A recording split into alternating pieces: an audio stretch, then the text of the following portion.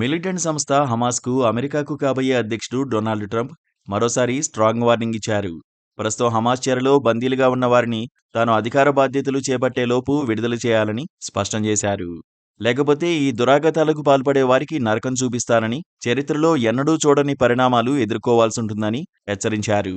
Israel హమాస్ల మధ్య భీకర పోరు కొనసాగుతున్న తరుణంలో మిలిటెంట్ సంస్థపై ట్రంప్ విరుచుకుపడ్డారు. ఇరు వర్గాల మధ్య చర్చలను తాను దెబ్బతీయాలనుకోవడం లేదన్నారు. కానీ తాను బాధ్యతలు స్వీకరించేసరికి బందీలుగా ఉన్నవారు తిరిగి ఇజ్రాయెల్కు రాకపోతే పశ్చిమాసియాలో ఆకస్మిక దాడులు జరుగుతాయని ట్రంప్ తేల్చి చెప్పారు.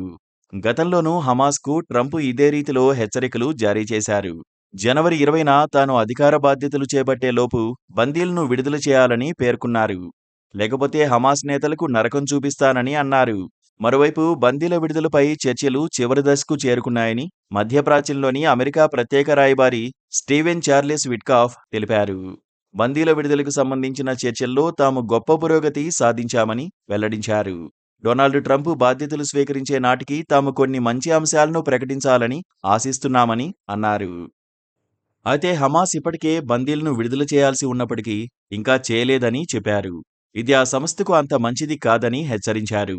అక్టోబర్ 7 నాటి దాడులు మళ్లీ జరగకూడదని, ఆ దాడుల్లో అనేక మంది ప్రజలు ప్రాణాలు కోల్పోయారని గుర్తు చేశారు. అమెరికాకు చెందిన కొందరు పౌరులు సైతం హమాస్ చెరలో బందీలుగా ఉన్నారు. ఇక 2023లో ఇజ్రాయెల్పై హమాస్ దాడి చేయడంతో దాదాపు 1200 మందికి పైగా ఇజ్రాయెల్ పౌరులు ప్రాణాలు కోల్పోగా 250 మందిని బందీలుగా గాజాకు తీసుకువెళ్లారు. ఈ అనూహ్య పరిణామంతో ఉలిక్కిపడ్డ నెతన్యాహు ప్రభుత్వం ఉగ్ర సంస్థ నిర్మూలనే లక్ష్యంగా యుద్ధం ప్రకటించింది. ఇజ్రాయెల్ భీకర దాడులతో గాజా అల్లకల్లోలమైంది.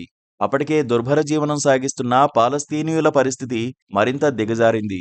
దాడుల్లో ఇప్పటివరకు వేలాది మంది పాలస్తీనియన్లు ప్రాణాలు కోల్పోగా దేశంలోని 23 లక్షల జనాభాలో 80% చెల్లాచెదురైంది. సగానికి పైగా నివాసాలు ధ్వంసమయ్యాయి. అయితే మధ్యలో తాత్కాలికంగా జరిగిన కాల్పుల విరమణ ఒప్పందం వేళ కొందరు బందీలు విడుదల కాగా ఇంకా 97 మంది హమాస్ చెరలోనే ఉన్నారు. కానీ పలు ఘటనల్లో మరికొందరు మృతి చెందారు. ప్రస్తుతం 51 మంది మాత్రమే సజీవంగా ఉండి ఉంటారని ఇజ్రాయిల్ చెబుతోంది.